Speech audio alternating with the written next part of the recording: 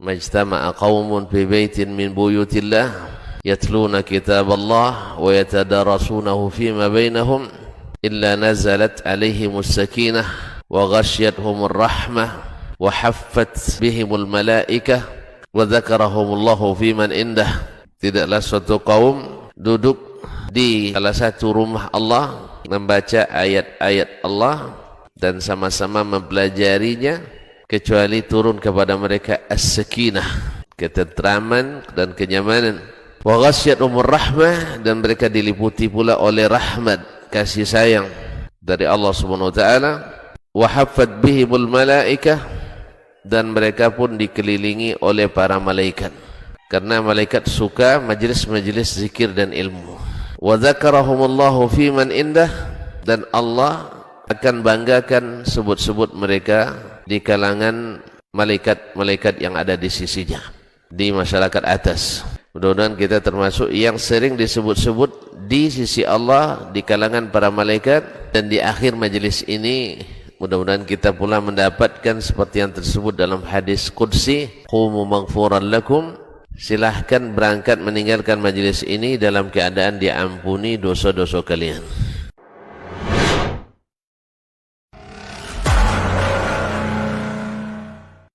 Bismillah, Assalamualaikum warahmatullahi wabarakatuh. Alhamdulillahirabbil alamin, wassalatu wassalamu ala asyrafil anbiya'i wal mursalin wa ala alihi wa ashabihi rasulillah ajma'in, amma ba'd. 91,1 FM Radio Rabbani, Merajat Ilmu dan Peradaban, Generasi Rabbani dan pemirsa KMTV di manapun Anda berada di kesempatan pagi hari ini. Alhamdulillah kita kembali di Pondasi Podcast Dakwah Islami. Sudah cukup lama kita tidak bersua di udara dan tidak berjumpa dengan membahas berbagai tema mengenai hal-hal yang berkaitan dengan agama kita, khususnya agama Islam yang sesuai syariat sunnah Rasulullah SAW. Alhamdulillah kita bersyukur kepada Allah Subhanahu wa taala untuk pagi hari ini dimudahkan kembali berjumpa bersama antum semuanya.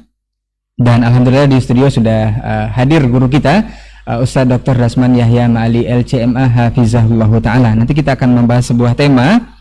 Kemudian salawat dan salam kepada Nabi Muhammad SAW. Kita bermohon salawat ini tersampaikan selalu kepada seluruh keluarga beliau, kepada para sahabat, dan juga tentunya kepada orang-orang yang senantiasa istiqomah menjaga dan menjalankan ajaran serta sunnah-sunnah beliau hingga hari kiamat kelak.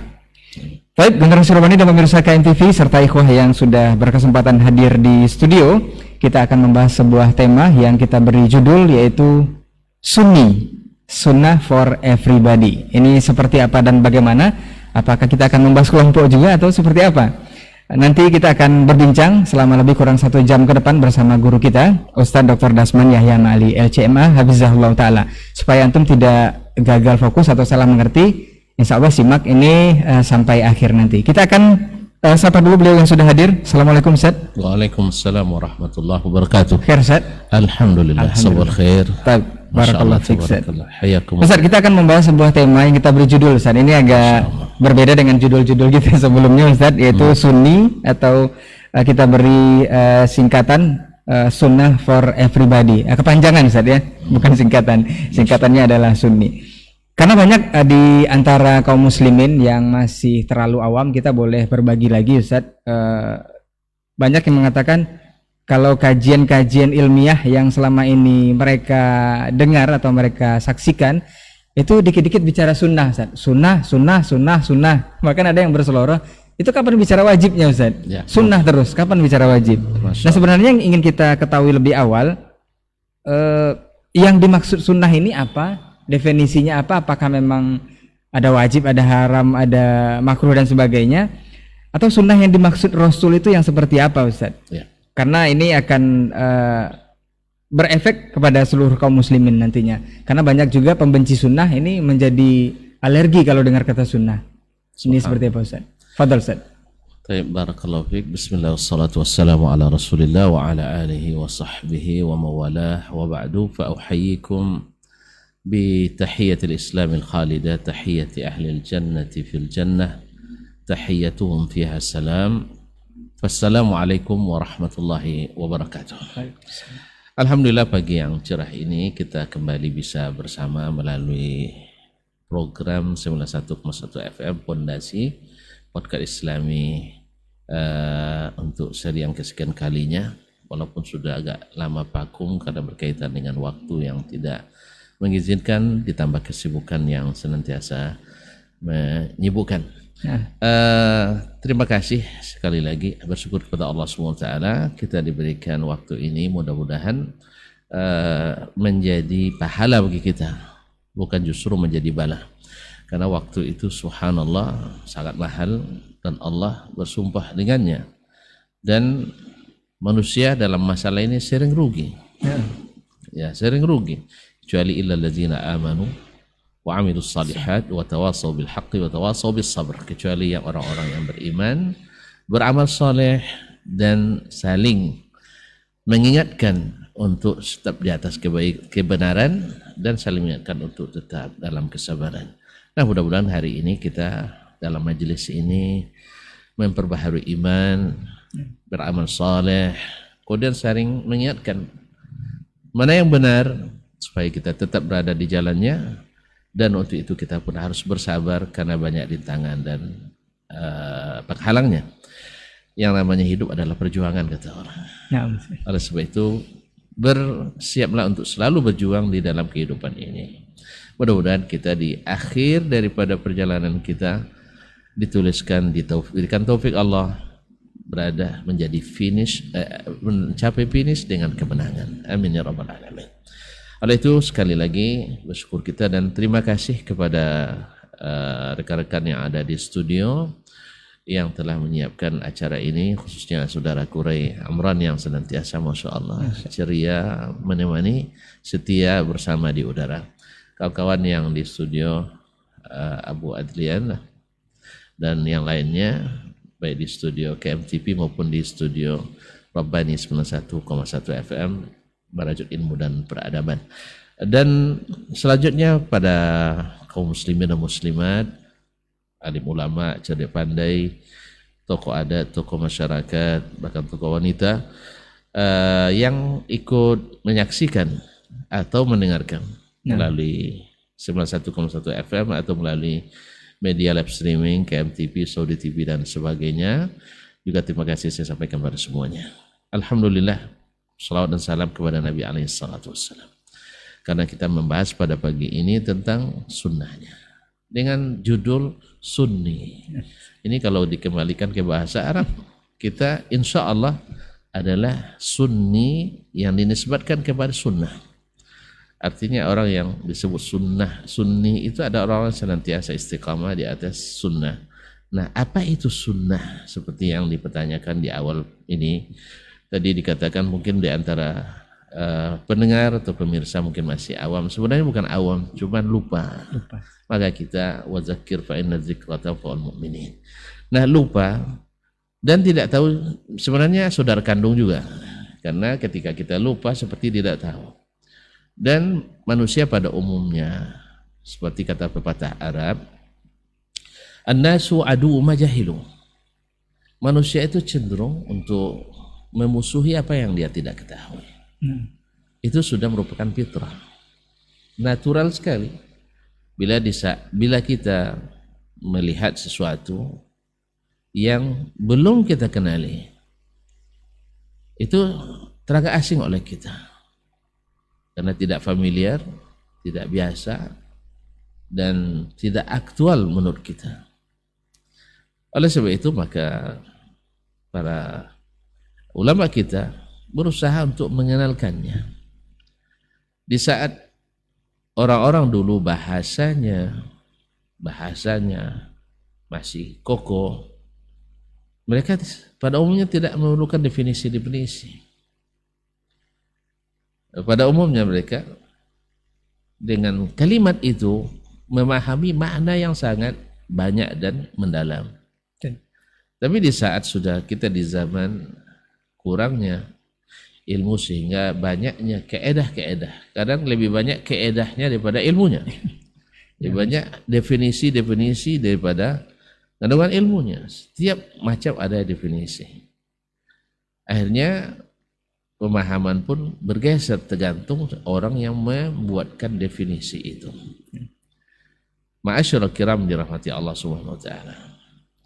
Maka ketika Nabi alaihissalatu wassalam menyebutkan kalimat sunnati seperti dalam hadisnya, taraktu fikum amraini in tamassaktum bihima lan tadillu ba'di, kitab Allah wa sunnati. Aku tinggalkan untukmu dua perkara, bila kamu berpegang teguh kepada keduanya, kamu tak akan tersesat setelahku. Kenapa Nabi tidak akan sesat setelahku? Karena memang sepeninggal Nabi itu rentan kita tersesat. Sebab apa? Karena yang membawa petunjuk utama itu Nabi sudah pergi. Nah, sekarang kan kita mengikut orang-orang yang tentu tidak maksum seperti Nabi alaihissalatu wassalam. Maka Nabi ingatkan, kalian tak sesat bila berpegang pada kedua ini. Kenapa jamin itu? Karena sahabat tidak tersesat karena ngikut keduanya atas bimbingan Nabi alaihissalatu wassalam. Oleh itu maka siapa yang ingin, mungkin ada di pertanyaan selanjutnya nanti, ingin tidak tersesat jalan, kedua inilah pegangannya. Kedua ini pegangannya. Nah, sekarang pertanyaan, apa yang maksud dengan as-sunnah? Seperti yang saya katakan tadi. Dulu ketika disebut as-sunnah, orang tidak paham. Wah, itu adalah sunnah Nabi SAW. Sehingga seperti kata ulama, iza utliqatis sunnah, ya iza utliqatis sunnah, kata Imam An-Nawawi dalam ininya dalam kitabnya, bila diitlakkan kalimat as-sunnah, maka yatabadaru ila dzihn, yang langsung terbayang oleh seseorang itu adalah semua yang datang dari Nabi sallallahu alaihi wasallam, min qaulin aw fi'lin aw taqririn bal wa sifatin, bahkan termasuk sifat. Semua yang datang dari Nabi sallallahu alaihi wasallam, perkataannya, perbuatannya, ketetapan dan persetujuannya, bahkan sifat-sifatnya sendiri, itu disebut sunnah. Karena sunnah menurut bahasa adalah at-tariqah was-sirah, yaitu perjalanan hidup atau jalan, sekali baik atau buruk, itu hukum asalnya. Tapi ketika disebut as-sunnah secara mutlak, ini sunnah, ini bukan sunnah, pasti maksudnya sunnah Nabi sallallahu alaihi wasallam. Nah, lawannya selalu, lawan sunnah itu adalah bid'ah. Makanya sebenarnya dalam sudah masyhur dan maklum, bila disebut fulan ala sunnah berarti ikut Nabi sallallahu alaihi wasallam. Fulan ala ghairi sunnah berarti bikin bid'ah, tidak ikut Nabi sallallahu alaihi wasallam. Maksudnya. Makanya Nabi sendiri juga menjadikan sunnah dengan bid'ah itu sebuah hubungan yang berlawanan. Ketika dia menyebutkan umat akan tersesat setelah berselisih, banyak perselisihan setelahnya, beliau mengatakan supaya bagaimana caranya, solusinya alaikum bisunnati, ikut sunnah. Kemudian dilarangnya lawannya, apa itu lawannya? Wa iyyakum wa muhdatsatil umur. Jauhi segala hal yang diada-adakan dalam agama. Berarti penyebab perselisihan hal yang diada-adakan. Penyebab pemersatu adalah sunnah yang ditinggalkan. Maksudnya sunnah yang diwariskan oleh Nabi alaihi salatu wassalam. Nah, ini definisi awalnya. Dan ini sesuai dengan makna bahasa. Karena bahasa tadi adalah sirah hasanatan kanat am sayyi'ah. Itu sejarah hidup, baik itu baik maupun buruk. Tapi Nabi kita sallallahu alaihi wasallam semuanya baik. Nah, bahkan tidak ada sirah manusia sepanjang zaman yang seterang sirah Nabi alaihi salatu wasallam. Kemudian juga tariqah, jalan, yaitu jalan yang ditempuh oleh Nabi alaihi salatu wasallam. Nah, ini yang pertama, dan ini yang dipegang oleh para ulama-ulama ahlul hadis wa ahlus sunnah. Kemudian seiring dengan perkembangan ilmu, disiplin-disiplin ilmu, ya sebenarnya kalau orang dulu ilmunya komplit dan kompleks. Kalau hari ini ilmu kita parsial sifatnya. Maka lahirlah ilmu-ilmu fikih, ilmu-ilmu usul fiqh, ilmu-ilmu akidah. Maka masing-masing mereka juga mendefinisikan, karena di dalam istilah mereka ada istilah sunnah itu.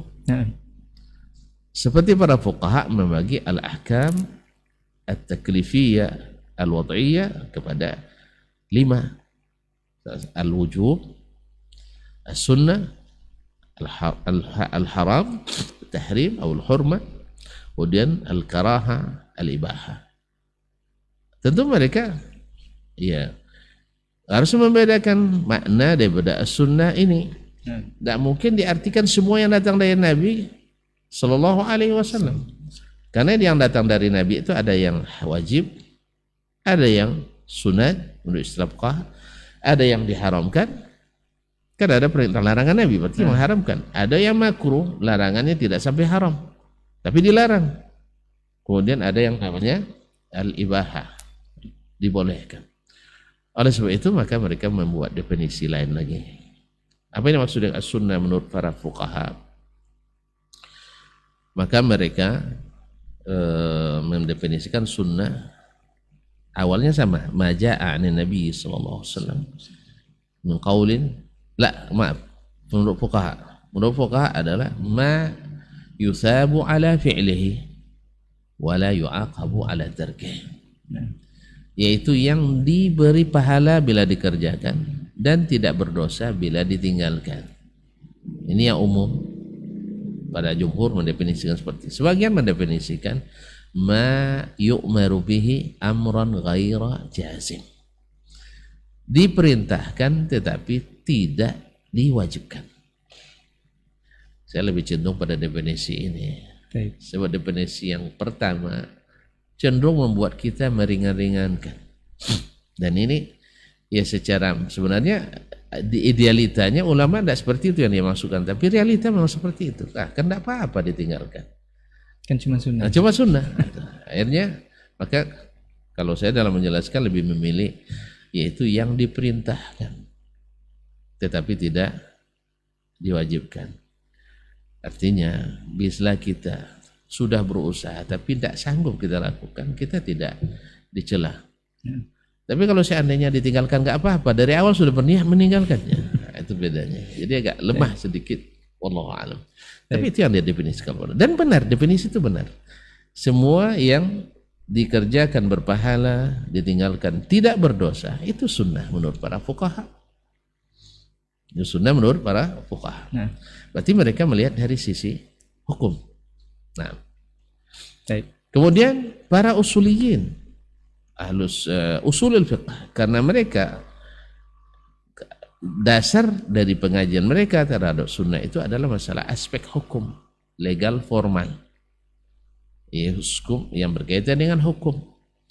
Makanya mereka mendefinisikan as-sunnah itu pangkalnya seperti yang didefinisikan oleh ahli hadis, yaitu semua yang datang dari Nabi SAW, perkataannya, perbuatannya, dan takrirnya, ketetapan dan persetujuannya, mimma yambani alaihi hukmun syar'i, yang menjadi dasar lahirnya hukum syariat. Yang mereka maksud dengan hukum syariat di sini adalah hukum legal formal. Nah, ini lebih dipersempit lagi pengertian sunnah, yaitu yang hanya melahirkan hukum. Segala yang tak melahirkan hukum, seperti di sisi al-adab wal akhlaq, mereka menganggapnya bagian dari sunnah Nabi alaihissalatu wassalam. Disinilah lahir sebagian yang lemah agamanya. Dia nak katakan, saya hanya ikut Nabi dari sisi hukum saja. Sebab yang lain-lain kan sifatnya tabiat manusia. Dia nak makan pakai tangan kanan, ya tabiat. Nak pakai kiri, dia tidak ikut. Dan sebenarnya sebagian lupa bahwa di situ juga ada pahala dosanya. Ya, artinya siapa yang makan tangan kiri, makannya seperti makannya syaitan misalnya. Tapi mereka tidak menganggap ini sebagai bagian daripada sunnah, karena menurut suliin. Kemudian ada istilah sunnah lagi menurut para ahli aqidah. Ahli al-aqidah. Makanya kitab-kitab aqidah di kalangan as-salaf selalu disebut dengan istilah as-sunnah. Kitabnya disebut dengan as-sunnah, seperti kitab as-sunnah lil Imam Ahmad, as-sunnah li Abdullah bin Ahmad, as-sunnah lil Muzani, syarh sunnah lil Muzani. Kemudian usulus sunnah lilalakai dan sebagainya. Semua mereka menyebutnya dengan as-sunnah atau as-syariah seperti as-syariah lil ajurri. Nah, dan Imam Abu Hanifah menyebut dengan al-fiqhu al-akbar. Fikih yang teragung atau terbesar. Nah, inilah definisi. Nah, biasanya kenapa disebut sunnah? Sebab perbedaan dalam akidah melahirkan aliran-aliran bid'ah. Ini kok asalnya. Nah. Jadi berbeda dalam masalah akidah ini berubah manhaj. Kalau berbeda dalam masalah hukum fikih tidak merubah manhajnya. Itu sebabnya Abu Hanifah, Malik, Asy-Syafi'i, Ahmad, mereka itu banyak perselisihan dalam masalah hukum. Dalam masalah hukum. Tapi manhaj tetap. Tetapi dalam masalah akidah mereka sama. Masalah akidah mereka sama. Bahkan manhaj dalam mengambil dalil pun mereka sama. Nah. Cuman berbeda dalam ada beberapa sisi pandang. Oleh sebab itu kita dapatkan antara Syafi'i dan Ahmad berdamai. Antara murid-murid Syafi'i dengan murid-murid Ahmad berdamai.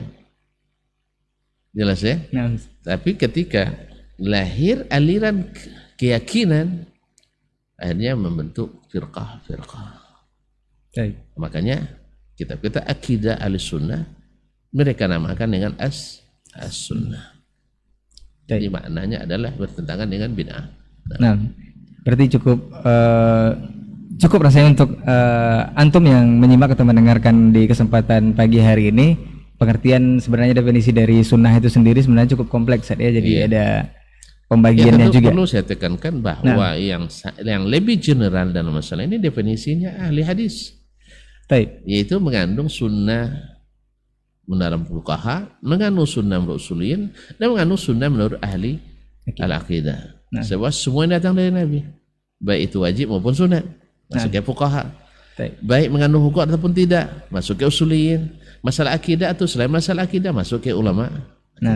Makanya definisi ahli hadis karena mereka aslinya ahli sunnah itu ahli hadis, ya. Karena mereka yang menjaga sunnah Nabi SAW dari awal sampai akhir, dari menghafalkan, meriwayatkan, kemudian menyebarkan, mengamalkan. Mereka yang menjadi penjaganya. Makanya mereka disebutlah mereka yang ahli sunnah asli itu mereka. Jadi jangan salah kaprah lagi soalnya dikit-dikit sunnah gitu. Pada ada pembagiannya. Memang dikit-dikit sunnah. Memang seperti kata Sufyan Ats-Tsauri rahimahullah taala. Iza istata'ta alla tahukka ra'saka illa bisunnah faf'al. Kalau bisa kamu tak garut kepala kecuali memakai sunnah, buat itu. Garut kepala pakai sunnah. Artinya apa? Karena Nabi itu sempurna. Nabi itu sempurna. Kemudian kita direkomendasikan oleh Allah untuk mengikut Nabi SAW dalam segala hal, kecil dan besar. Makanya memang kita dikit-dikit memang sunnah. Karena sunnah yang sedikit itu besar, ya besar pahalanya. Dan bid'ah sedikit besar juga dosanya. Ya oleh sebab itu makanya dikit-dikit kita sunnah. Alhamdulillah. Jadi memang harus dipopulerkan sepertinya Ustaz ya. Nah, mungkin ini masuk ke pertanyaan berikutnya Ustaz. Tadi sudah disinggung juga. Ada yang mengatakan bahwa Nabi ini diutuskan, Nabi kan dari kalangan kita juga Ustaz, dari manusia. Diutus oleh Allah Subhanahu wa taala, cuman beliau adalah seorang nabi. Tapi itu tidak terlepas dari faktor beliau sebagai manusia biasa. Ada yang memikirkan atau memberikan penilaian bahwa kita mengikuti Nabi itu hanya dari fungsi beliau sebagai Rasul saja Ustaz. Karena itu yang ada SK-nya katanya. Kalau beliau sebagai manusia biasa itu tidak wajib atau tidak harus kita ikuti semuanya. Karena tidak ada nilai atau tidak ada SK-nya. Ini yang seperti ini apakah benar atau seperti apa Ustaz? Atau memang seperti itu Ustaz? Baik, barakallahu fiikum. Memang Nabi manusia biasa. Banyak Al-Quran menyebutkan bahwa seluruh nabi dan rasul itu manusia biasa. Lakin Allah tetapi Allah SWT yuhi ilaihim, memberikan wahyu kepada mereka. Memberikan wahyu kepada mereka. Nah, Nabi SAW berfungsi sebagai utusan Allah SWT. Nah, apa saja yang dikirimkan Allah melalui Rasul itu. Kan sekarang kita nak mengelaknya. Tidak mungkin saya ikuti Rasul dalam semua sisi kehidupannya. Nah, Sebab dia kan manusia biasa. Tidur, lapar, kenyang, demam, haus, nikah, dan sebagainya. Oleh sebab itu, saya kan mengikutnya apa yang menjadi fungsi dia sebagai Rasul. nah, Saya akan nanya ke antum, apa fungsi Rasul itu?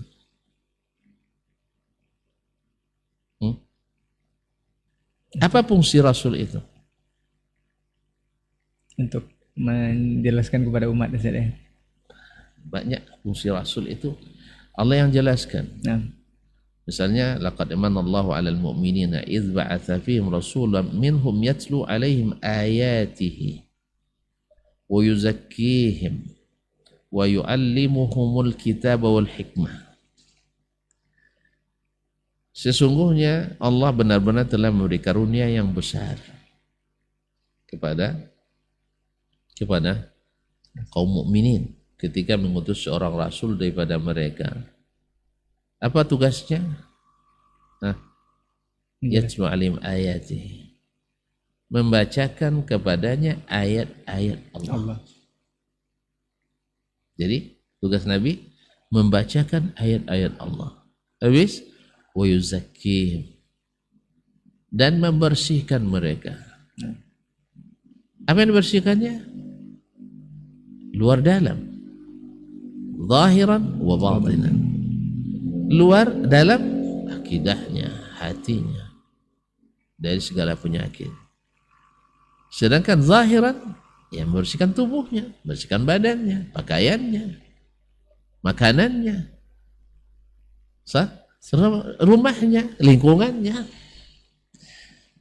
Berarti Nabi SAW diutus Allah SWT.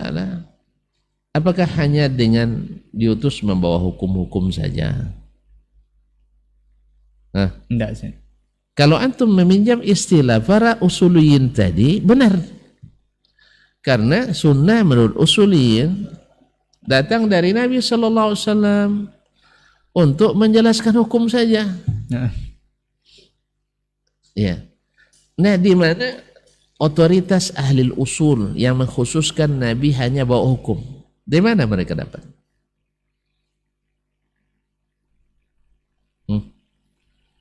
Di mana mereka dapatkan bahwa sunnah itu hanya berkaitan dengan hukum? Dari mana?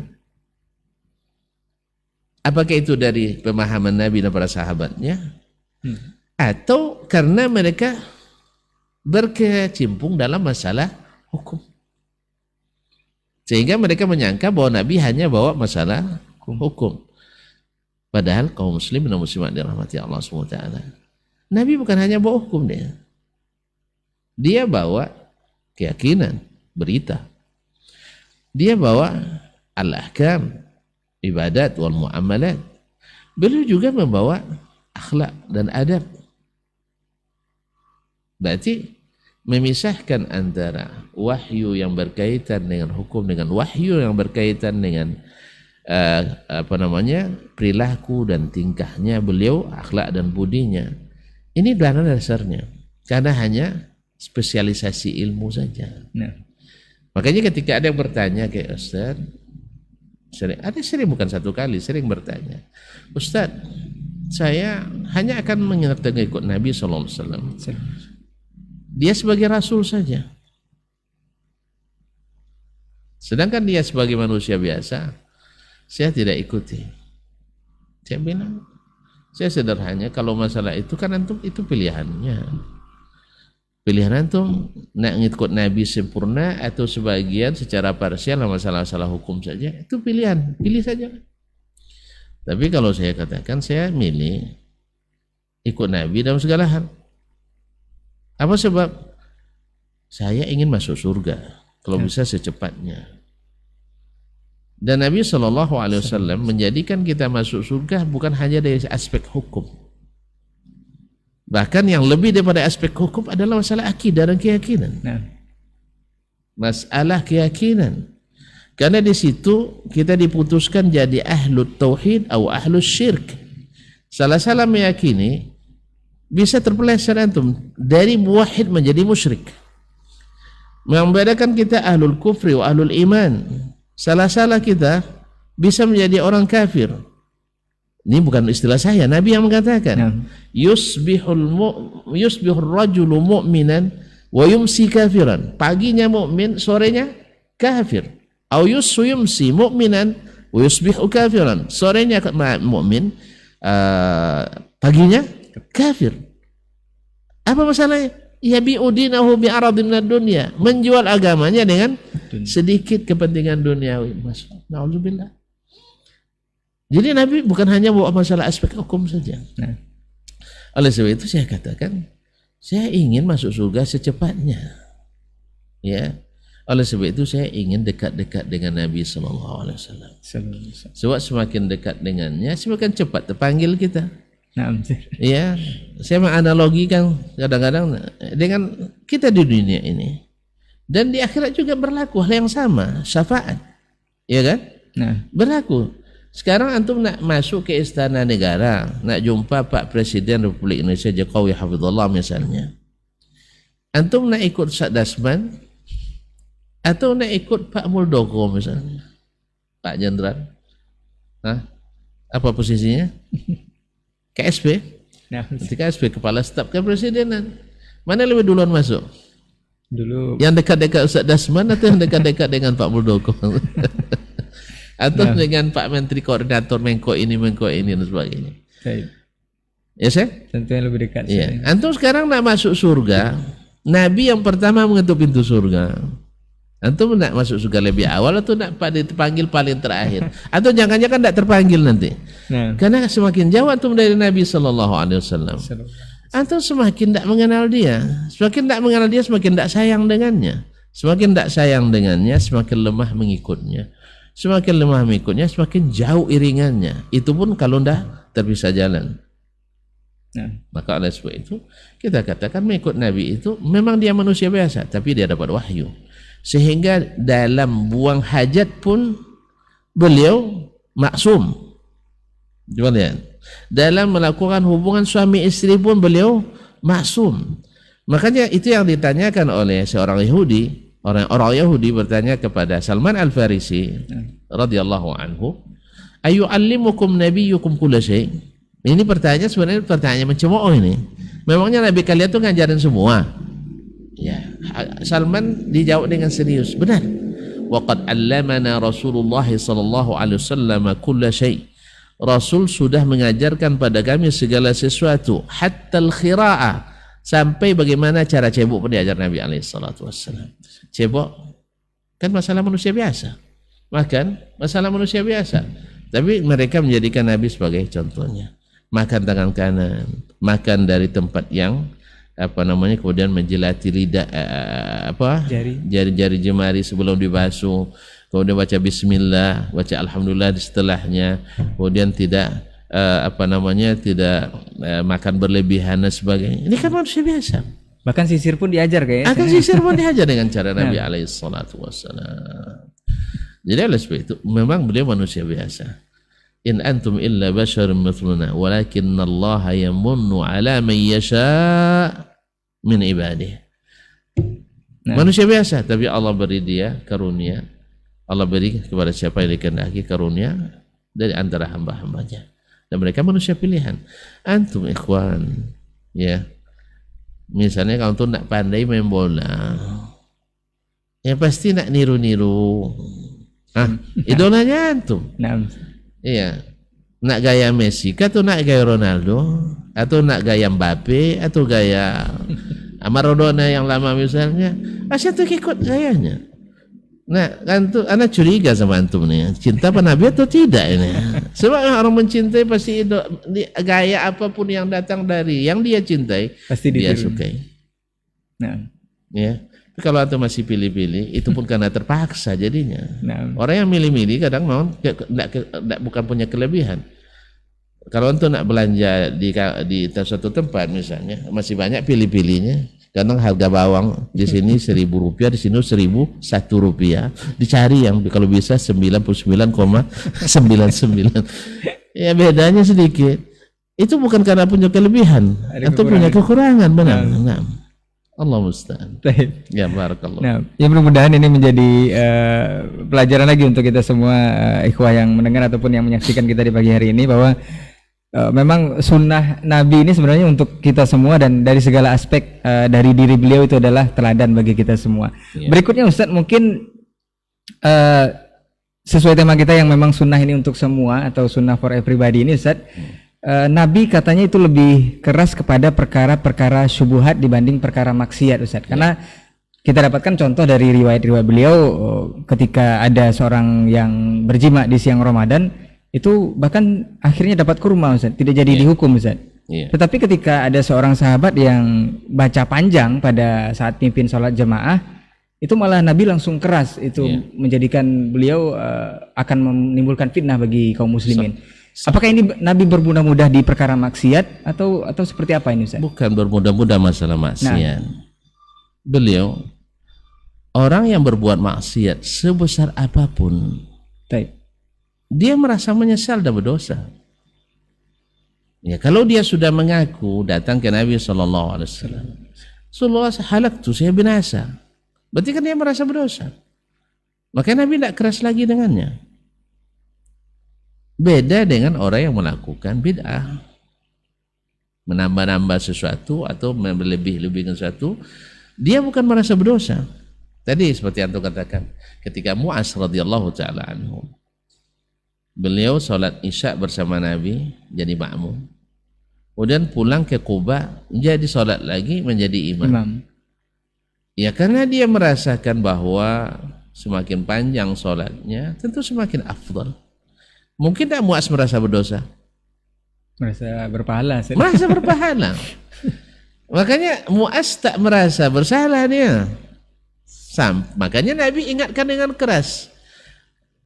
Makanya bid'ah itu kaum muslimin dan muslimat, seperti yang dikatakan oleh para ulama kita khususnya as-salaf, lebih disukai syaitan daripada maksiat. Dan sesungguhnya bid'ah itu lebih susah bertobat daripada ahli maksiat, sebab dia merasa berbuat taat. Makanya datang hadis Imam At-Tabarani, la yatubullah ala sahibi bid'ah, Allah tidak akan menerima taubat orang yang berbuat bid'ah.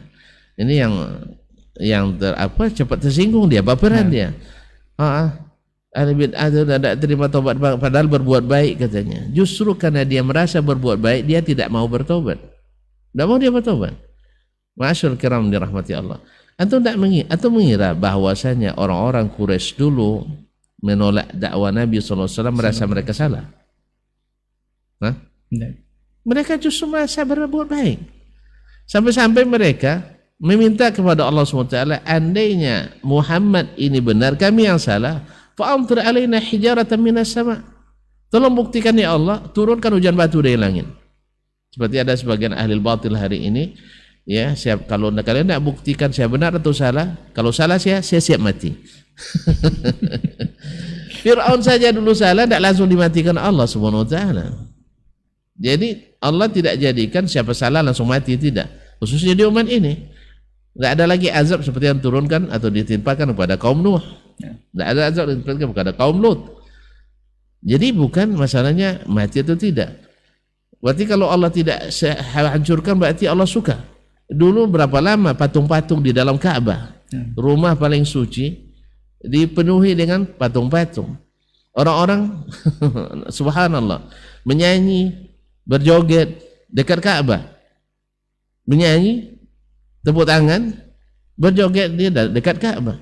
Bahkan mereka tawaf dalam keadaan telanjang dekat Ka'bah. Lalu antum katakan berarti Allah suka dengan itu? Enggak.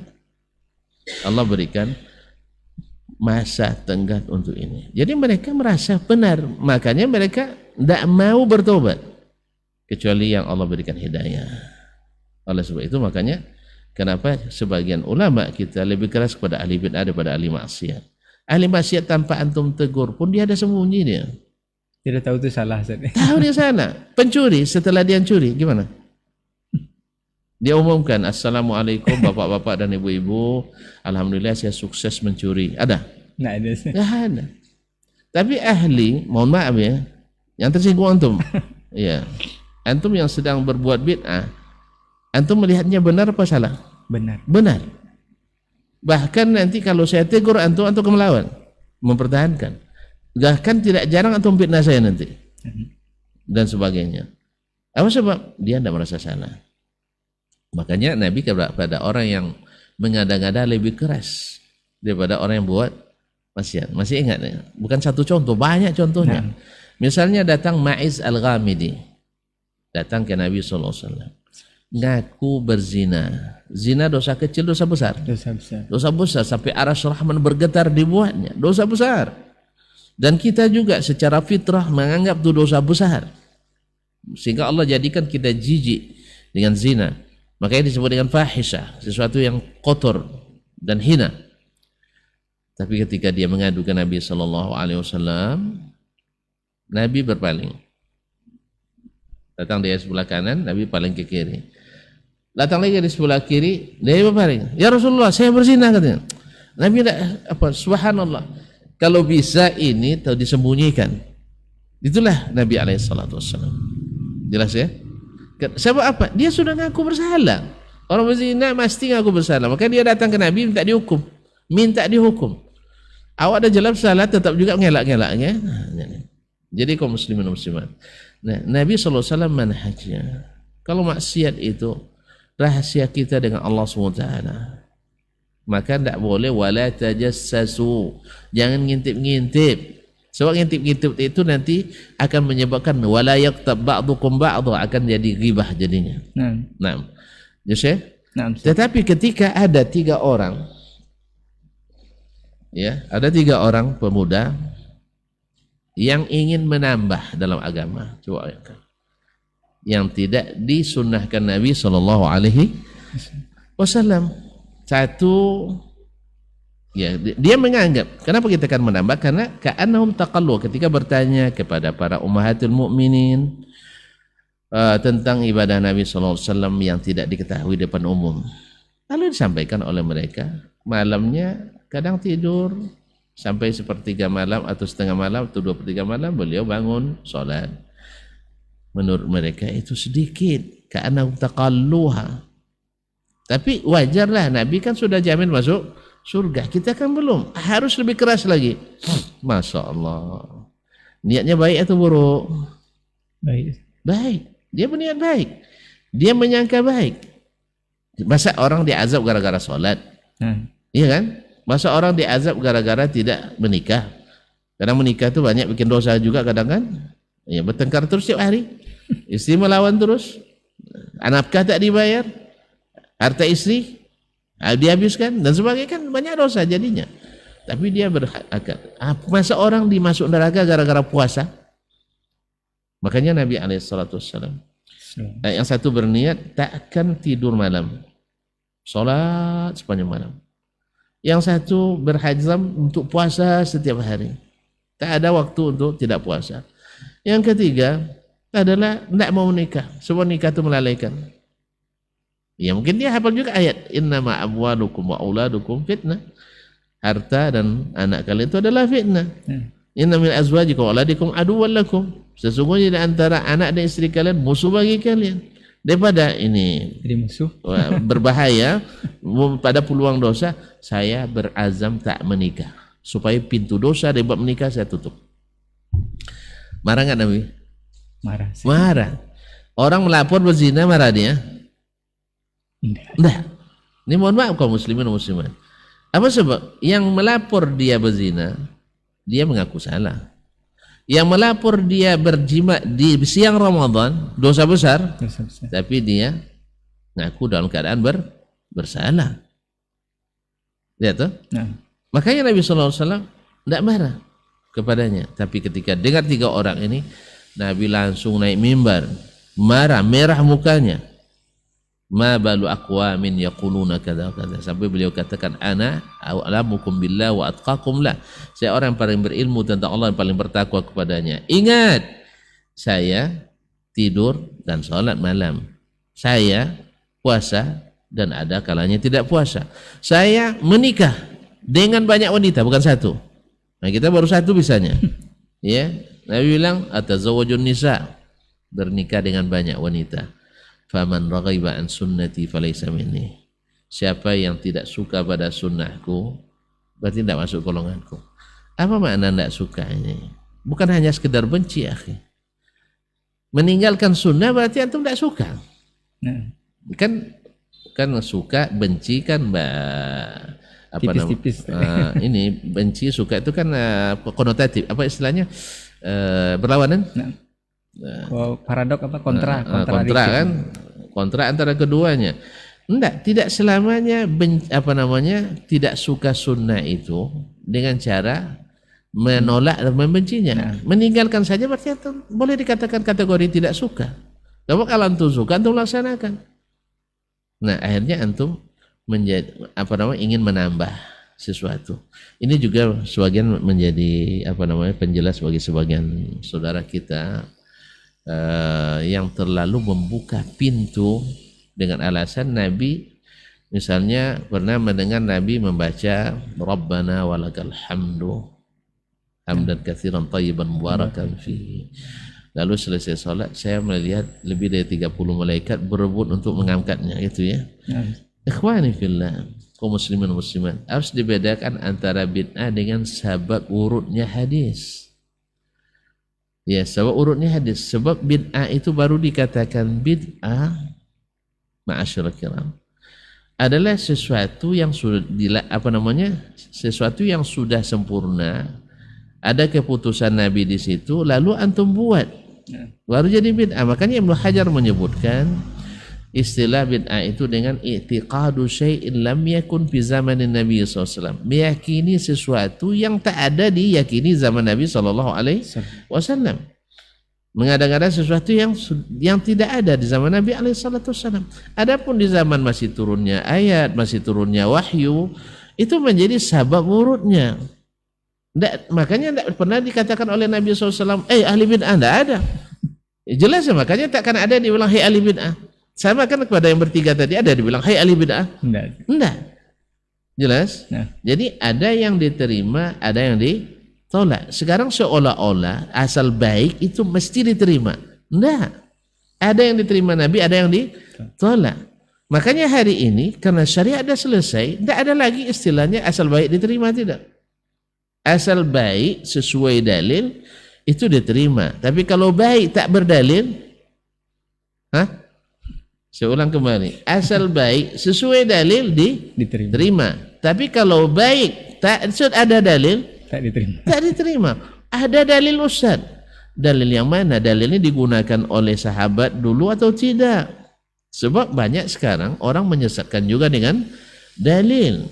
Mu'tazilah sesat. Ini masuk bab lain nih, saya tak bawa. Sedikit aja Ustaz.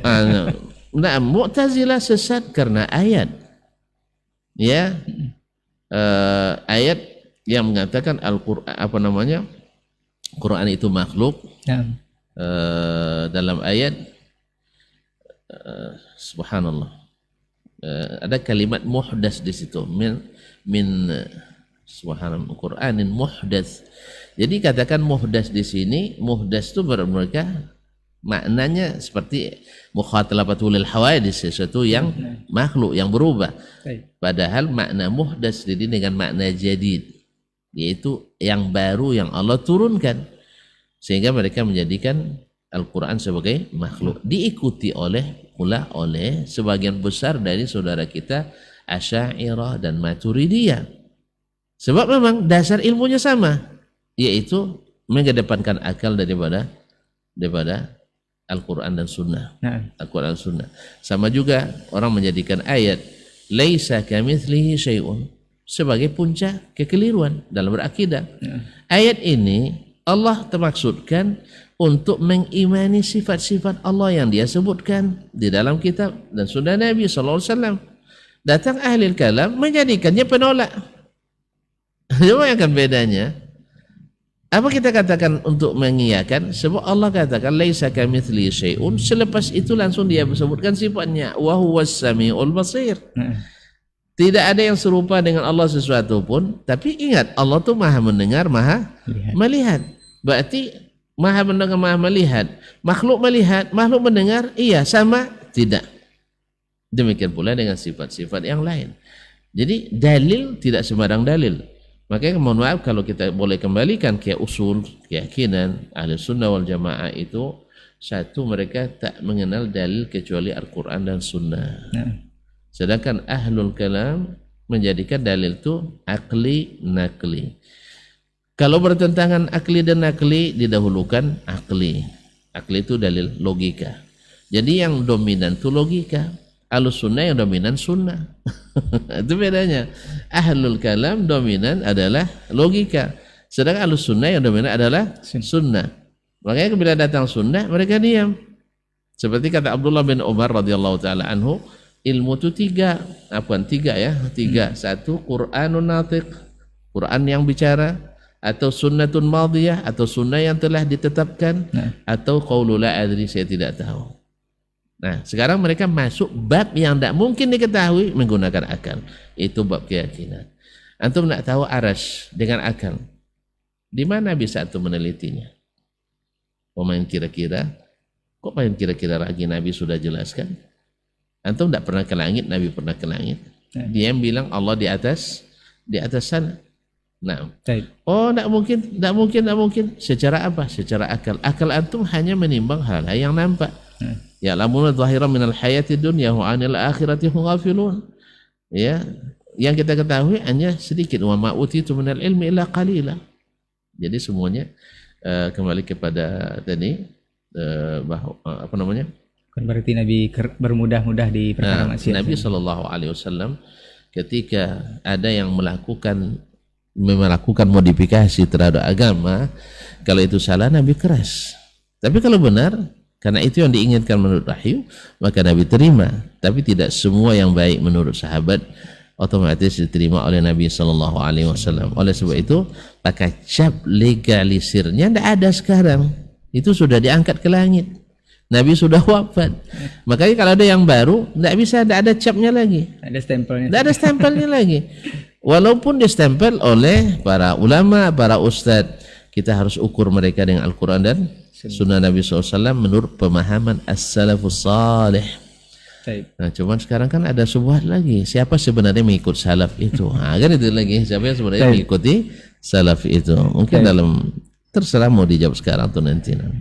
Barakallahu fiik. Mungkin di lain kesempatan Ustaz. Ini kita akan masuk ke sesi berikutnya atau pertanyaan berikutnya. Jadi memang Nabi keras pada perkara syubhat daripada perkara maksiat itu bukan untuk bermudah-mudah. Karena ini juga menjadikan sebagian saudara kita itu mencap bahwa teman-teman salafi ini katanya lebih kencang di perkara bid'ah itu Ustaz. Tapi kalau maksiat ya santai aja, tidak terlalu ini. Bahkan itu dijadikan alasan untuk mereka mengklaim bahwa salafi itu mungkin bagi tugas barangkali. Nah, jadi ada yang keras di maksiat, ada yang keras pula di bidang bid'ah.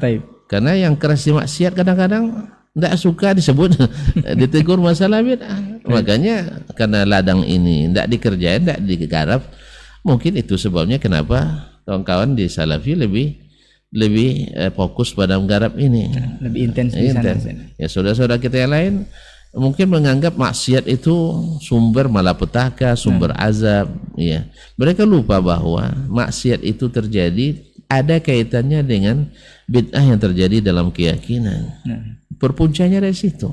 Makanya rusaknya masyarakat jahiliyah, ya rusak akidahnya, rusak ibadahnya, rusak hukumnya, rusak sosialnya, rusak adat istiadatnya, rusak budayanya. Kenapa? Karena akidahnya rusak. Tadilah ketika akidah rusak, antum tidak mau taat kepada Nabi secara utuh, sah? Hanya masalah hukum saja, legal formal misalnya. Itu kenapa? Karena rusaknya akidah. Tapi kalau akidah yang benar, ya laqad kana lakum fi Rasulillahi uswatun hasanah. Ya Nabi itu fi Rasulillahi uswatun hasanah. Allah musta'an. Baik, barakallahu fiik Ustaz.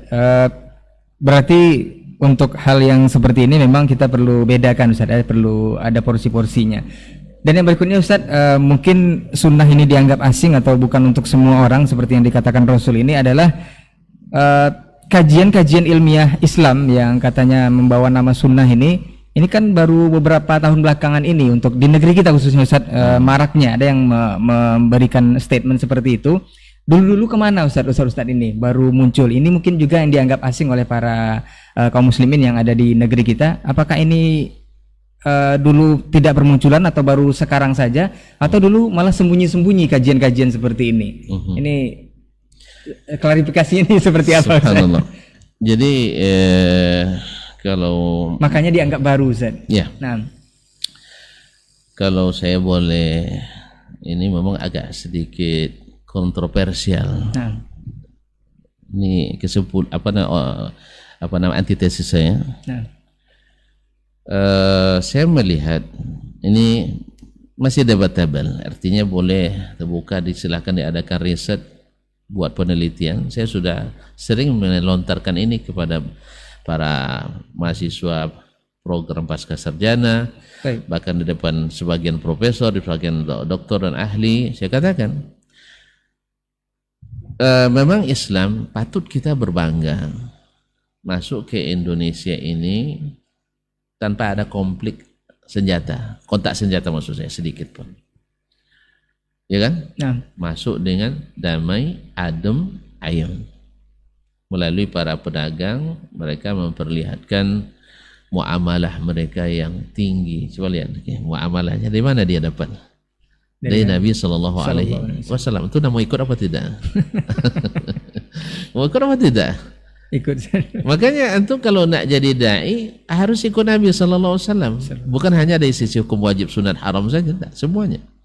Jadi ma'asyiral kiram, terkesanlah orang-orang di negeri kita ini, nenek moyang kita, sehingga mereka masuk Islam tanpa konflik. Dan kabarnya yang bawa itu para pedagang. Pedagang itu, masya Allah, pedagang-pedagang yang pemurah. Ya, orang kita cenderung kepada orang yang pemurah memang. Nah, dimanapun. Cuman ada sesuatu yang menarik perhatian saya. Kalau terjadi perbedaan referensi dalam masalah ini, kapan Islam masuk ke Indonesia? Ada yang mengatakan di abad kedua Hijriyah, ada yang menyebutkan di abad ke-8, abad ke-7 maaf. Tetapi kalau menurut Syekh Dr. Daur Rashid dalam disertasi doktornya, dia menyebutkan Hafizahullah, yang rajih adalah di abad kedua Hijriyah Islam sudah masuk. Islam sudah masuk ke Indonesia. Lalu pertanyaannya begini, negeri-negeri Islam negeri-negeri yang dimasuki oleh Islam di belahan dunia manapun, yang notabene awalnya dialami dengan kontak senjata atau tanpa perlawanan, atau memang mereka masuk Islam dengan sukarela, negeri manapun, mereka dari situ lahir para ahli-ahli agama Islam. Misalnya Islam masuk ke Irak. Irak kan dulu kerajaan Babilonia. Ya, notabene itu lebih dominan dulu orang Majusi di situ. Khurasan, Irak, Iran itu kan kawasan Persia, dikuasai oleh Persia. Mereka ketika Islam masuk ke situ, dari abad-abad pertama kan baru dibuka oleh Umar bin Khattab radhiyallahu anhu. Berarti di awal-awal Khulafa Rasyidin lagi. Dari situ langsung lahir para ahli-ahli ulama, fuqaha fikih, ulama-ulama hadis. Ya, misalnya faqih Islam pertama dari mazhab yang 4 lahir di Irak, Abu Hanifah rahimahullah. Dan sebelum Abu Hanifah masih banyak sebenarnya, ada Sufyan, ada semacam Asy-Sya'bi, ada semacam Abu Ishaq As-Sabi'i, dan sahabat Abdullah bin Mas'ud, Abu Musa Al-Asy'ari. Ramai para fuqaha di situ. Dan itu tersebut dalam literatur dan referensi Islam, baik buku tulisan ataupun riwayat lisan dalam sanad tersebut. Maka ketika dapatkan fulan al-Kufi sah atau al-Iraqi, ada semuanya. Lalu masuk lagi Islam ke kawasan Rusia, Bilad Mawarana, Biladus Sind, ya kan? Dari situ lahir ulama-ulama besar juga, sekelas ulama Imam Al-Bukhari, Imam Muslim, Imam Muhammad bin Yahya Az-Zuhli, Al-Hakim Ibn Saburi, dan tidak terhitung banyaknya. Masuk Islam ke Mesir juga di masa Umar bin Khattab radhiyallahu taala. Masuk Islam ke Mesir. Lahir ulama-ulama besar dari awal lagi fikih, hadis dan tafsir banyak.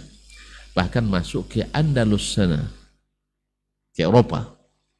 Ya kan, ke Afrika, dilewati Afrika Utara, terus lahir ulama-ulama besar tersebut dalam literatur. Nampak saya? Masuk ke misalnya ke India, masuk ke Afghanistan dan sebagainya, bilad wara-anar tadi. Lahir ulama-ulama besar seperti Ibn Hibban Al-Busti, As-Samarqandi, dalam semua bidang ilmu keislaman. Tapi ketika di Nusantara, ya saya mengatakan ini sebatas ilmu saya. Ya, kalau ada yang saya sangat berterima kasih. Saya mencoba mencari dalam literatur fikih-fikih lama, ya tidak terlalu lama, misalnya dalam tulisan Imam Al-Nawawi misalnya, atau Ar-Rafi'i, bahkan di tulisan Imam Al-Iraqi di abad ke-9, dan Ibnu Mulaqid, Ibnu Jama'ah, dan sebagainya, ya tidak saya temukan sampai hari ini dalam sebuah sanad tersebut, misalnya Ibnu Ma'ali Al-Kampari misalnya, atau misalnya Al-Jawi, atau misalnya Al-Riyawi, atau misalnya Al-Nusantarawi dan sebagainya. Ini sampai ini. Kapan ada baru nama-nama tersebut? Mohon maaf, ia baru ada di akhir abad ke-12 Hijriah. Kalau boleh saya mengait-ngaitkan, ini juga ada jasa Wahabi nampak di situ. Iya, sebab ketika berdiri kerajaan Arab Saudi yang pertama, boleh dikatakan ilmu di Makkah dan Madinah semakin terbuka. Nah, maka banyaklah para pelajar umat Islam yang datang ke situ. Tapi ini tentu saja tidak jadikan klaimnya satu-satunya, bukan klaim satu-satunya, karena di Mesir juga banyak yang belajar dulu. Cuman yang saya maksud nih, fokus di sini, tidak tersebut nama-nama ulama Indonesia dari abad kedua, 3, 4, 5, 6, 7, 8, 9, 10, 11 sampai 12 tersebut dalam literatur ilmu, baik Al-Quran, hadis, fikih, tafsir, dan seterusnya, ilmu adat. Nah, baru menggiliatnya kapan? Abad ke-12 Hijriah. Itu alhamdulillah. Belajarnya pun di mana? Di Makkah, di negeri Wahabi. Nah, itulah yang membawa mereka. Dari situ mulai ada nama-nama seperti Al-Padani, Al-Minangkabawi, Al-Bantani, Al-Banjari dan sebagainya. Sila aja dirujuk. Iya. Ini sebatas pengetahuan saya yang sangat singkat. Tidak saya temukan dalam sanad-sanad riwayat nama-nama yang berbau Nusantara. Oleh sebab itu ketika ada pertanyaan, baru sekarang aja nampaknya maraknya dakwah sunnah itu. Dulu-dulu kemana? Dulu-dulu kemana? Sebenarnya bukan tidak ada kitab hadis, kitab fikih, dan sama sampai ke kita. Misalnya saya ketika belajar di pondok, ya mulai saya belajar 84 lah masuk Darun Nahdhah. Sahih Bukhari sudah ada, Sahih Muslim, Kutubus Sittah sudah ada sebenarnya. Cuman terus terang memang waktu itu karena kami tidak punya, tidak jadi literatur utama, tapi di dalam kaca dilihat boleh, dipegang jangan. Nah, itu aja. Dia boleh dipegang jangan. Barang antik. Sebab itu barang antik memang. Ini Sahih Bukhari nih, tidak sembarangan. Tapi hadis-hadis kita pelajari. Cuman terus terang memang ada yang sahih, ada yang tidak, ada yang palsu, ada yang asli memang. Dan sekarang masih hafal sebagian besarnya kan. Nah. yang dinisbatkan ke Nabi padahal bukan. Itu yang pertama. Jadi di sisi dasar keilmuan Islam di Indonesia dari sisi ini makin sangat masih terhitung ketinggalan dibanding yang lain. Kalau saya cocokkan lagi, kalau kayak ilmu cocoklogi nih, ketika saya berangkat ke Madinah belajar, ya, dari teman-teman saya angkatan, saya tidak bicara dengan yang di fakultas lain, yang saya hadapi, yang saya berteman dengannya, ya di dalam lokal mungkin tidak kurang dari 40 negara kan, satu kelas itu mungkin. Ya, di antara teman-teman saya ada yang dari Libya, ada yang dari India, ada yang dari Nepal, dari Sri Lanka, dari Thailand, dari Malaysia, dari Singapura, dari Indonesia, dari Afrika, dari Turki banyak, ada Nigeria, ada dari Guinea, Conakry, Benin dan sebagainya, ramai. Nah, subhanallah, ketika saya tanya ke kawan dari Mauritania misalnya, namanya Muhammad, Syekh, antum kok ketika belajar tafsir kok santai? Dia bilang, saya sudah tamatkan At-Tabari, tafsir Tabari itu dengan guru sebelum ke sini. Jadi mereka sudah membaca tafsir At-Tabari sejak masih di SMP dan SMA.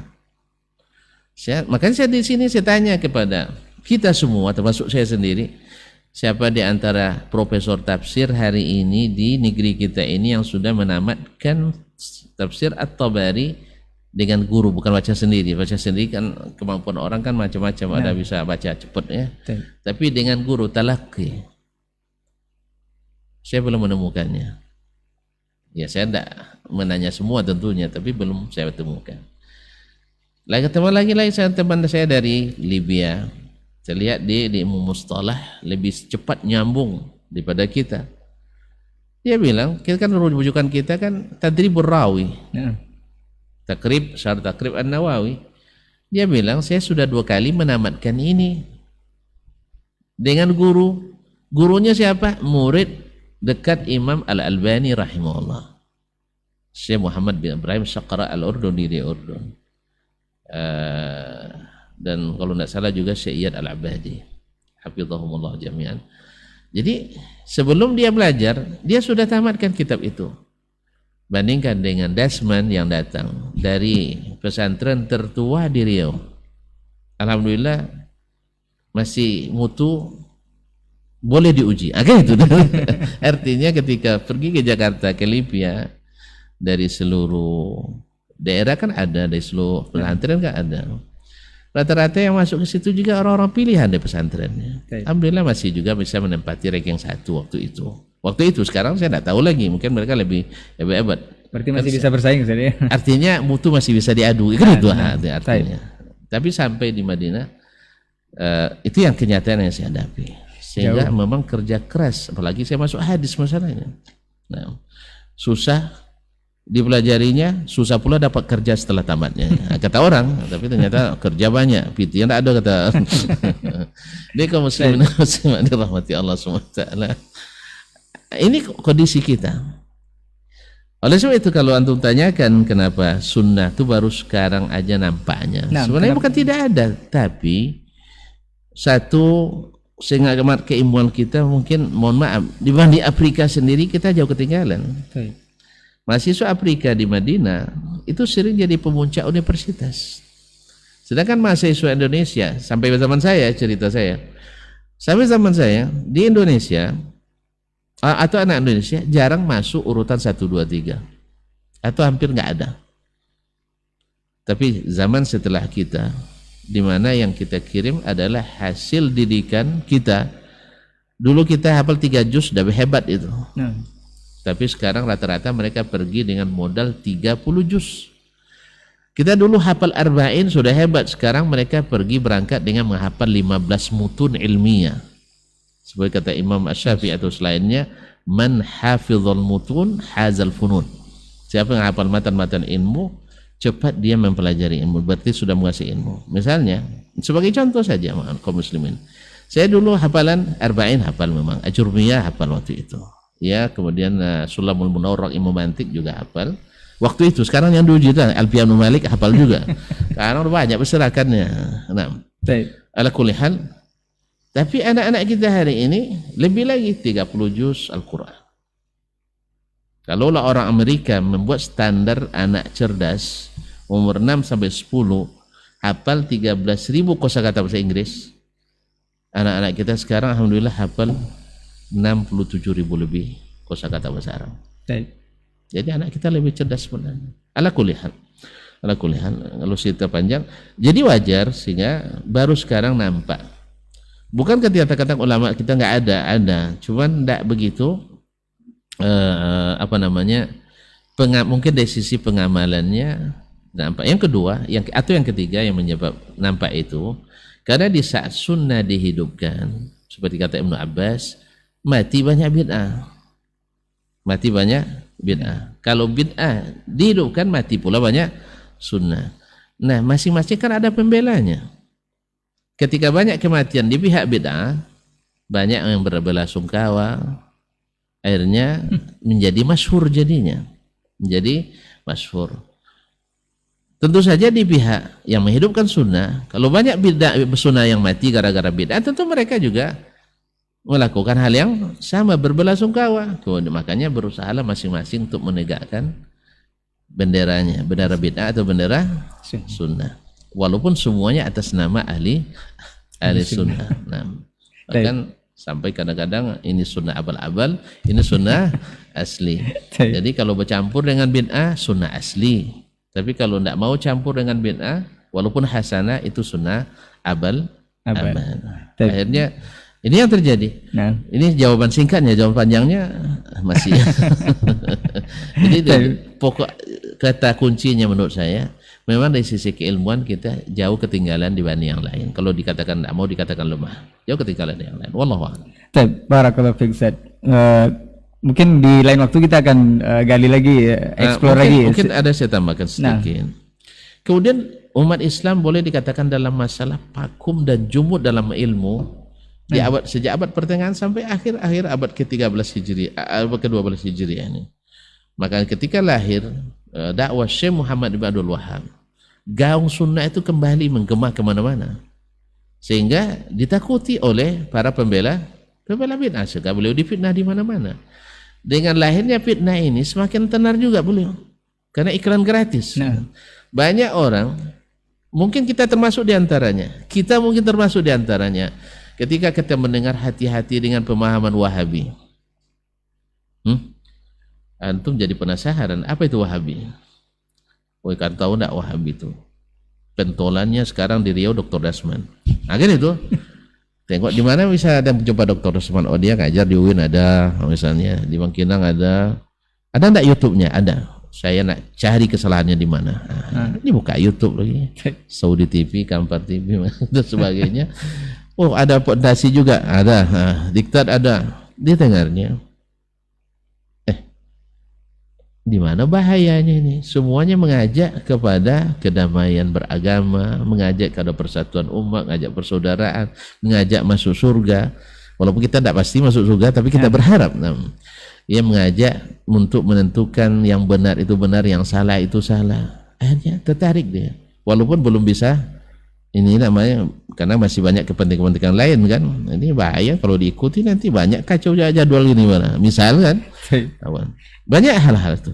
Lama-kelamaan yang namanya fitrah manusia itu tidak mau nolak kebenaran, tidak mau nolak kebaikan. Oh, kalau begini mana ada keras ini? Ini justru yang lembut. Buktinya mereka tidak pernah membubarkan kajian.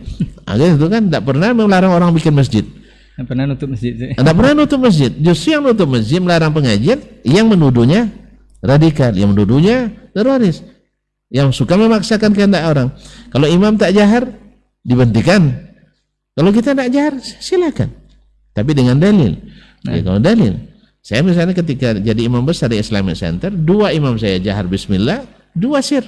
Tapi saya jelaskan kepada mereka, menurut pendapat yang rajih menurut saya begini. Ya, disirkan, tapi sekali-kali dijaharkan silakan. Tapi mereka pilih jaharkan, tidak apa-apa, saya tidak larang. Tapi kadang-kadang kalau saya ada disirkannya, tidak apa-apa. Jelas ya? Nah, Jadi kita tidak paksakan. Cuman yang terduduk yang keras kita juga. Nah itulah. Sedangkan yang menduduk keras misalnya memaksakan kadang. Nah, kalau tidak zikir karya tidak bisa jadi imam. Tak karya bismillah tidak bisa jadi imam. Jadi kadang-kadang banyak yang tudingan itu kan satu jari ke orang, 3 jari ke kita. Nah, Nunjuk Ustaz. Baik, barakallahu fikum Ustaz. Hampir lebih kurang 1,5 jam kita mesti berbicara Ustaz. Lama sekali sih, tak terasa dengan antum. Nah, ini mungkin terakhir Ustaz. Ini terakhir. Masih Nanti ada lagi? terakhir Ustaz. Mungkin next kita akan bahas lebih lanjut mengenai lain tema. Sepertinya kalau bersama Ustaz ini tidak cukup. Ya memang kata orang Arab al-haditsu dzu syujun. Baik. Gitu. Ini Ustaz, karena sunnah for everybody, sunnah kan katanya untuk semua kita Ustaz, dari Rasul Ustaz. Betul.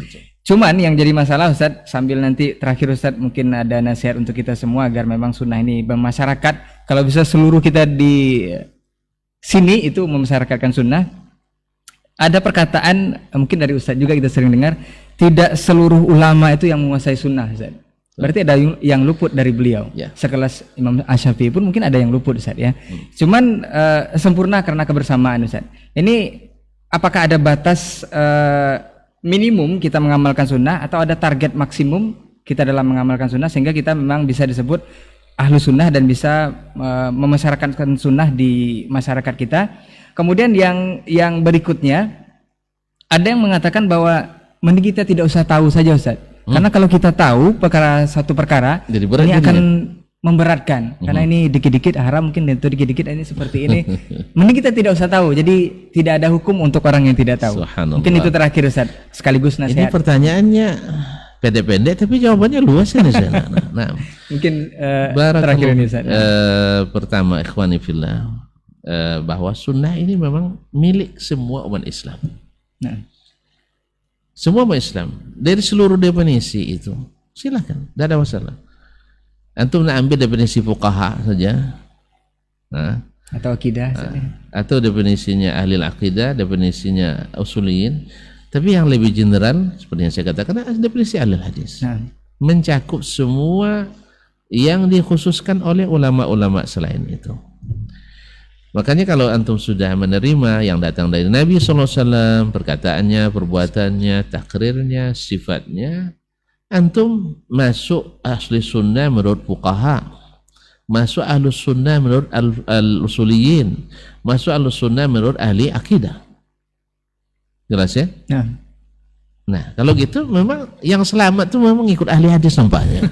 Iya, karena definisi yang lain selalu parsial sifatnya. Kalau hadis itu menyeluruh. Kenapa? Karena mengikut Nabi SAW secara sempurna. Maka dia sempurna ilmunya. Maka ahli hadis tidak perlu cari ilmu selainnya. Makanya seulang kembali kata Abdullah bin Umar tadi, al-ilmu salasa. Ilmu 3, kitabun natiq, Al-Quran, atau sunnah madiyah, sunnah yang sudah tetap, atau la adri. Kalau tidak ada pada keduanya bilang saya tidak tahu. Antum paksa saya tidak tahu. Saya tidak tahu kok. Saya tidak tahu itu nisful ilmi kata ulama. Saya tidak tahu itu adalah setengah ilmu. Antum punya ilmu, beritahu saya. Tapi ingat, saya terima ilmu Al-Quran dan Sunnah dan beragama. Bukan masalah nanam cabai, bukan salah bikin keramba, enggak. Karena kalau menanam cabai bikin keramba, Nabi sudah berikan dalilnya dari sekarang, dari dulu sampai kiamat. Antum a'lamu bi umuri duniakum. Tapi kalau untuk masalah agama, Nabi batasi.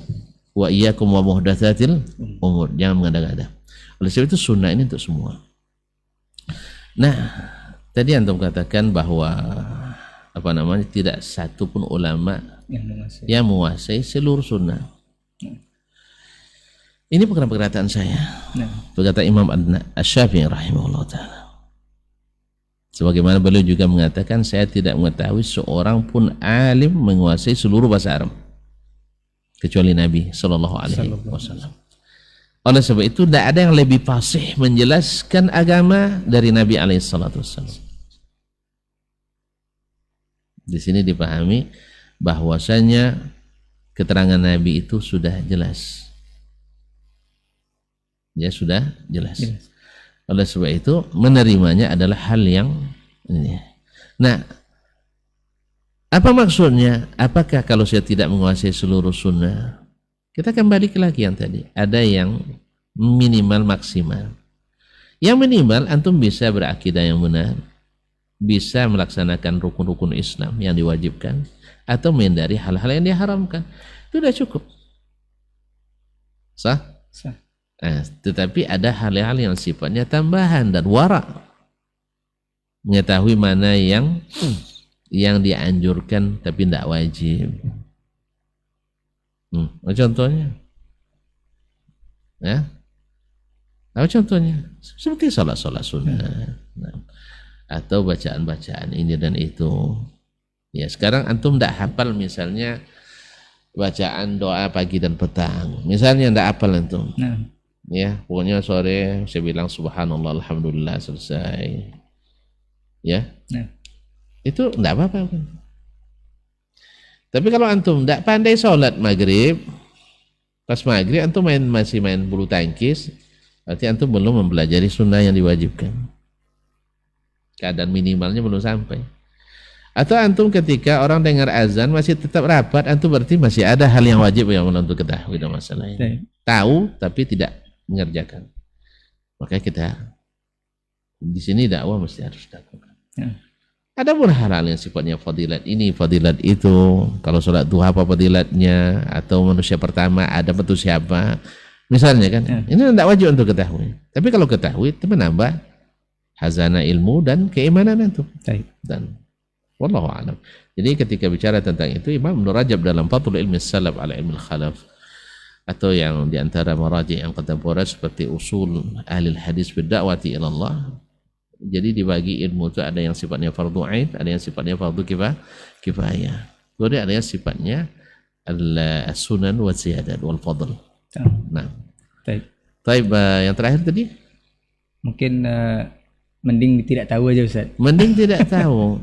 Kalau selamat dengan tidak tahu, ya saya juga milih tidak tahu.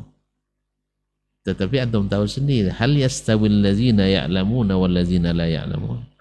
Apakah sama orang yang mengetahui dengan tidak? Jelas tidak. Yarfa'illahu alladzina amanu minkum walladzina utul ilma darajat. Allah angkat tinggi-tinggi orang beriman dan diberikan ilmu. Berarti orang-orang jahil di mana letaknya? Ya di bawah, di dunia aja ada kelihatan antum. Yang jahil-jahil duduknya di mana? Di bawah. Di bawah. Yang berilmu duduknya tinggi-tinggi. Ya, oleh sebab itu terserah antum nak pilih kejahilan. Yang kedua, bahwasanya ada yang diberi uzur karena jahil, ada yang tidak. Ya, saya tak tahu ya Allah katanya. Kamu di situ radio ada, televisi ada, masjid ada, surau ada, yayasan ada. Ngapain aja kamu? Kok enggak tahu saya? Kok enggak tahu? Enggak ada uzur. Ada uzur. Kemudian makanya lebih baik tahu. Baik tahu.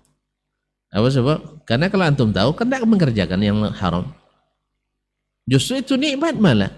Berapa banyak kita lihat orang menikmati ilmu dan hijrah dengan gaji 200 juta sebulan, lalu dia hijrah, buka lagi dagang bakso kadang. Kadang laku, kadang tidak. Tapi dia merasakan nikmat. Ini banyak kita temukan. Ya, dulu Ustaz, gaji saya cari uang 100 juta sebulan itu tidak payah. Tapi selalu berkelahi sama istri rumah katanya. Sekarang saya pulang pun tidak bawa apa-apa, tetap juga dielus-elus kepala saya soal istri, puji-puji. Sabar ya bang. Cinta itu terasa. Dulu tidak terasa, hampa. Walaupun diletakkan uang 50 juta, ini ambillah dia pergi belanja. Dia pergi pula dengan apanya ke salon. Awak pergi pula main bola sama kawan, apa dan sebagainya. Awak ke karaoke, dia ke disco. Iya. Satu pulang mabuk, satu teler. Di mana nikmatnya? Mana nikmatnya? Utang ternyata gaji banyak, utang banyak juga. Tidak ada barakah. Tapi walaupun kami pendapatan pas-pasan, tapi masya Allah cinta kami bukan pas-pasan lagi. Tapi betul-betul memuaskan. Mana itu yang pilih? Duit banyak atau istri banyak? Istri menyenangkan. Banyak pula menyenangkan. Pasti yang menyenangkan. Antum duit banyak, tapi sampai di rumah pas pulang istri kita dibawa laki-laki lain misalnya. Sopir lah misalnya. Jangan, tidak usah orang lain dulu. Pas kita nak tidur, dia tidur di hotel berbintang 5. Entah siapa kawan tidur kita nggak tahu. Pas dia pulang kita sudah hengkang pula ke luar negeri dan sebagainya. Nikmat. Makanya bukan itu yang nikmat. Jadi antum tahu halal haram itu, tahu yang sunnah bid'ah itu, tahu hak dan batil itu nikmat luar biasa. Takkan dirasakan kecuali orang yang sudah mendapatkannya. Baik. Jadi Ustaz lebih baik tidak tahu. Antum tidak tahu belum tidak selamat. Justru yang tahu itu makanya man salaka tariqan yaltamisu fihi ilman sahhalallahu tawraqan ila jannah. Siapa yang menempuh suatu jalan untuk ilmu, mudah jalan ke surga. Mudah. Antum mau payah jalan ke surga? Mudah. Mau mudah. Lebih baik kalau tahu. Antum pergi ke pasar tidak tahu apa-apa. Pilih lebih tak tahu atau lebih pilih yang tahu? Yang tahu. Makanya kaum muslimin dan muslimat rahmatullah. Adapun kekhawatiran semuanya serba haram, semua serba bid'ah, itu antum sebenarnya termakan fitnah saja. Termakan fitnah oleh syaitan, baik sebagai manusia maupun syaitan jin. Ayo kita hitung di meja ini berapa yang haram? Gelas ini haram? Enggak. Saya minum tangan kanan haram? Enggak. Tangan kiri? Ada yang bilang tak haram juga, makruh sebagian. Ada yang sebagian haram. Taib, saya pakai kunci mobil haram? Tak ada. Haram itu sedikit cuma. Antum aja yang dibayangkan oleh syaitan kalau ngaji nanti haram semua katanya. Apa sebab? Awak dengar musik. Kan cuma musik yang diharamkan. Ngaji kan enggak? Ya tak? Ya haramkan musik, ngaji kan enggak? Oh nanti judi haram lagi. Kan haramkan judi. Kalau enggak judi kan enggak? Judi aja yang haram. Main bola, main apa? Mainlah. Antum nak main terbang pun, kayak terbang-terbang, asal jangan pakai syirik. Mana tahu punya ilmu terbang tanpa syirik kan? Nah, tidak ada masalah. Antum nak tidur haram, ya enggak.